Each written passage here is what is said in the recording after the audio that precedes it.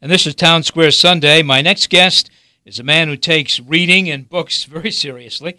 Joe Thomas is the man behind Spinner Publications, which has produced some wonderful books about the history of New Bedford and the people of New Bedford. Spinner recently published its first novel and is working on others, I understand. Sure. Joe Thomas, welcome. Good to see you again. Thanks, Jim. Thanks for having me. So how did that first novel work out? Well, the novel by Catherine McLaughlin is called Blue Collars, and it's a book of fiction based on facts about her life. She sort of changed it around, brought in new characters and whatnot. But it's really a story, very poignant story about child abuse and sexual abuse of a young girl growing up in the South End. But it's also about New Bedford very much and the what the city was like back in the 50s and 60s. Her father working at the Berkshire Hathaway, and she going to Catholic schools and being raised in that area of the South End. Mm-hmm. It's a powerful book. It's a very important book, and Catherine is a wonderful writer. So we've gotten great reviews and accolades from across the country. She was a terrific guest here after good. You came by. We had her on, and she had a remarkable story, really. Yeah. It is, and she tells it well. And she's a poet by trade, I guess you'd say. She's a teacher, professor. And this is her first novel as well. And she just did a really great job on it. Splendid. Yeah. So what's next for Spinner? What's the next Well, we're working on several books, actually, this year. I'm not sure which will be the first. Right now, we got a Paul Cuffey biography by Lamont Thomas, who wrote the original Rise of a People. And he's rewriting it, and we're illustrating it. And it's a really very important book historically, and it is the, I think, ultimate Cuffey book. It's really the last word on Cuffey in terms of his whole life, his impact on Sierra Leone and Africa, as well as on the people of this area, New Bedford, as well as the country. What he did as a young man, as a successful entrepreneur, and a person who spoke out. I don't want to say he was of the stature of Frederick Douglass, no. But he predates Douglass, so he really was speaking out toward abolition and toward slavery at a time in the late 1700s, early 1800s, when not so many black or free blacks were in America. The Cuffey has been really introduced to this region,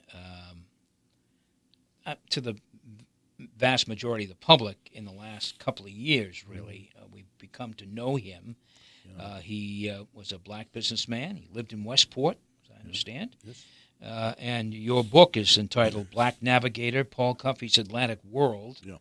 So it's about his business, enterprise. It's biographical, yeah. It's about even his father and his mother and father. His mother was Wampanoag, full blood, and his father was African slave who came over through Newport, as a 10-year-old. So his lineage is interesting, and the story of his parents is very interesting, but really gets right into his life. And, how during the American Revolution he began with his sailing enterprise of carrying goods. He had like a small packet trade going on between Dartmouth and Nantucket. And he had to run the British blockade of Buzzards Bay at that time. He ended up in prison in New York in one of those barges that were brutal in the East River.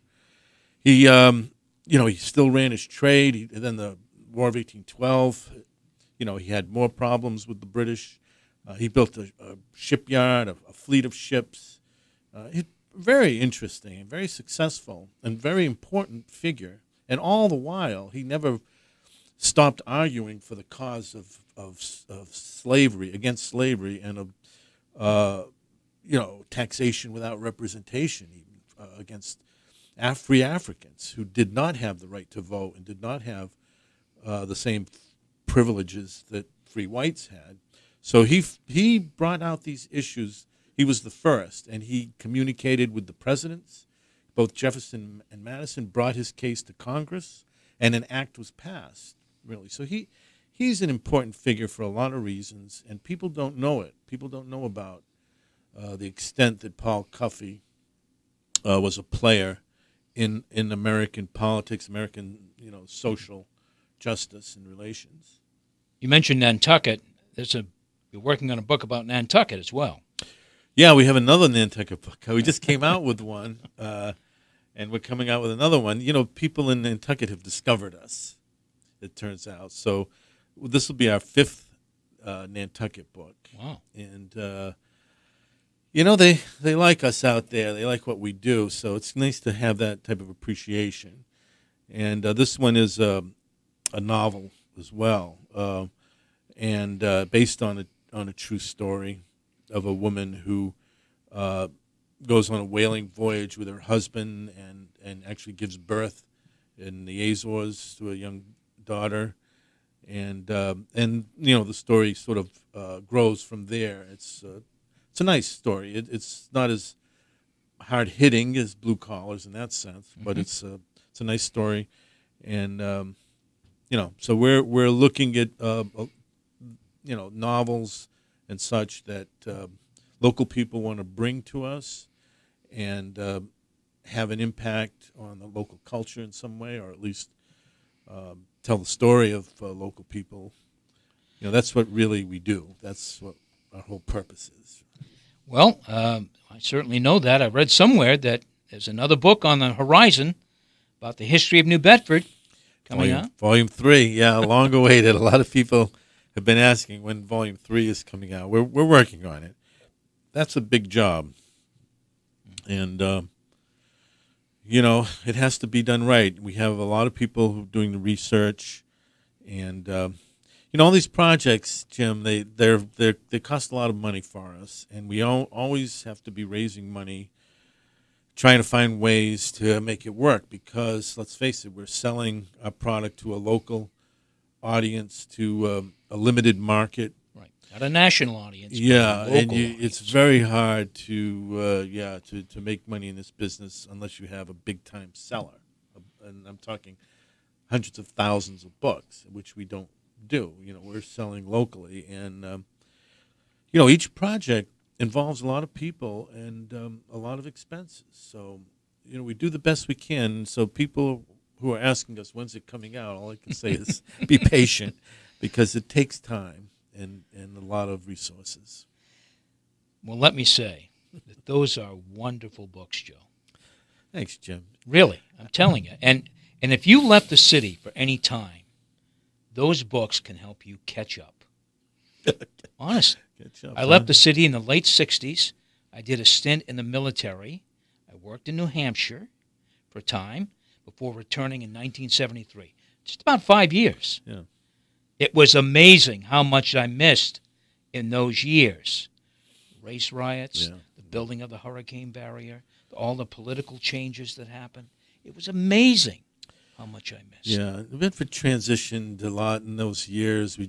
Urban renewal. Urban renewal was a big-time game changer in terms of the way the city looked at itself and the potential for growth and development that way. And a lot of people left the area in those days. There was a lot of federal money that got spent on just concrete, highways and roads, and not much construction of buildings or enterprise. I mean, the South Terminal was a big deal, but it never really became what they professed. What they predicted it might be a big, time urban industrial park. And of course, the growth of the fleet was important in those days, and that's really what it was all about, was growing the fleet. So, there's some success there, but I think New Bedford suffered in those years overall when you look at it, in terms of what we lost against what we gained. And I think we're still recovering in some ways from a lot of the problems, economic and even self-image, that we went through then. And the state, the way we've been discarded in a lot of ways by the state, the whole mechanism of state politics, but also the media. I feel that, this is where people like you come in, Jim. You have done so much for this area. It's unbelievable. And I take the time to just say thank you to you, too. And I remember when you were a one-man band with cable TV when it first started out, and when radio, you did everything, and you carried that news program for all those years. Well, I had a lot of help, believe me. But this is what we lack in some ways, is people, responsible, professional people in media and in just everyday life who want to stick around and contribute. Most people want to get out of New Bedford. A lot of people do anyway. So thank you. Thank you for sticking around. You're welcome. My guest is Joe Thomas, the publisher of those wonderful Spinner books. We should have done this probably at the top. Give us a brief history. Of Spinner? Of Spinner, yeah. Well, I came back from being away a little bit, and I went back to school in Boston and graduated with a degree in photography and design. And I teamed up with a couple of folks here and finally found myself up at UMass with Donna Hughes working on a magazine with her class, and I was freelancing. And we put together a cultural history project where we were going out and interviewing people and doing oral history. And then it just sort of grew from that. That was 1980, 79, 80, I guess. And then we published our first book in 1981 and decided we wanted to do another one, did another one, and then I just couldn't let it go. I loved it. I loved it for the interviews, the oral history, for the photography, the stories about life. We did stories on fishing and Portuguese neighborhood, the Puerto Rican neighborhood back in 1981.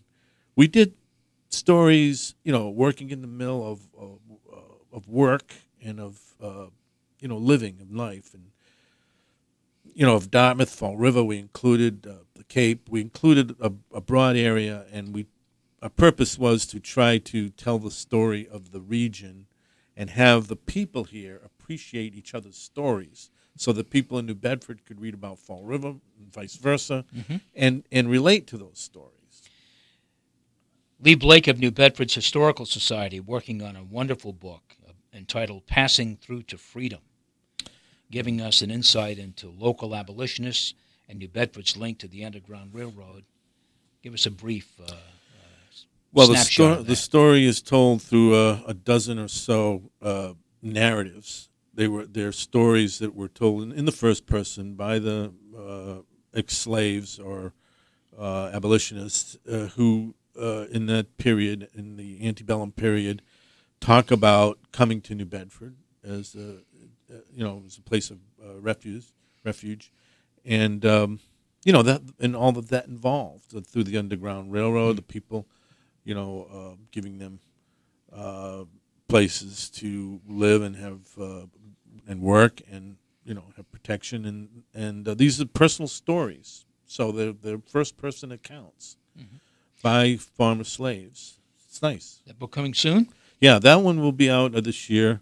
Hopefully it'll accompany the coffee book, and that we're looking at that for this year.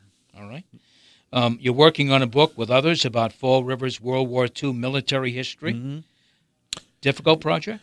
Yeah, well, that's a big project. It was initiated by Reverend Robert Lawrence of Fall River, who passed away recently. He's an incredible human being, and that's slowed us down now a little bit, but we're going to get this going. And what it is was Reverend Lawrence came across these obituaries in the Fall River Herald archives, and all related to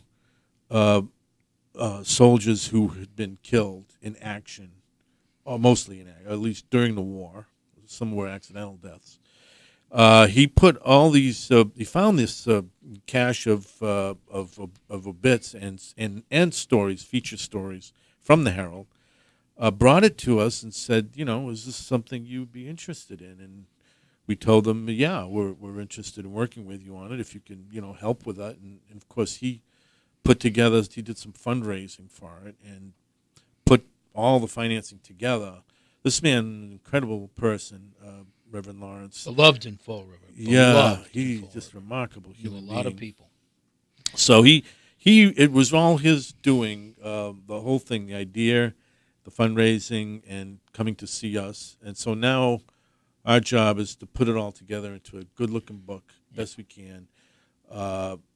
And we're working with Lisa Stratton and Beth Duffy. And it's like I said, we've had a little bit of a wrench in it now when Reverend Lawrence passed away. Yeah. But we'll be getting it back together and hopefully get that out this year. That's our goal. Joe, briefly, where can people learn more about Spinner and buy books if they want? Where can they go to buy a book? Well, there's no more bookstores around here ever since Baker Books closed up. But we do have book, of course, Barnes & Noble. Yeah. We have, but not all of our books. Barnes & Noble only carries books that they think they can sell. They don't understand what local history is. They think that's Boston and Gloucester. Yeah. You go to their local book section, and you're hard-pressed to find anything on New Bedford. They don't get it, really. Yeah. I don't mean to disparage them too much, but I really in favor of the local people here, the people who understand local history. And so we have our books in a lot of gift shops like Moby Dick, like Partners in Westport, Phoenix and Fairhaven, lots of places like that. Even what is the name of the in the South End, the Big Value. They have a lot of our books. So any place locally, and if anyone out there wants to carry our books locally, even like Barassa Hardware did a lot with our books. He's very much involved in cultural activity and history. And I love selling the books locally like that. And in the Cape, we have them in the bookstores and on the Vineyard in Nantucket. But in New Bedford and in Fall River, we're mostly in smaller gift shops and things. Joe, good luck. Joe Thomas has been my guest, and we'll be checking with you in the future on these projects. Thank you, Jim. No, thanks very much. And you keep up the good work. I appreciate it. Take good care of yourself. I am retired, though, Joe. Yeah, I'm sure you are. That's our program for today. Thanks for listening. And thanks to production director Jason Kent and digital editor Casey Sylvia for their help in getting the program on the air and on the web. I'm Jim Phillips. Join us next week for Townsquare Sunday. Until then, have a great week and a wonderful Sunday.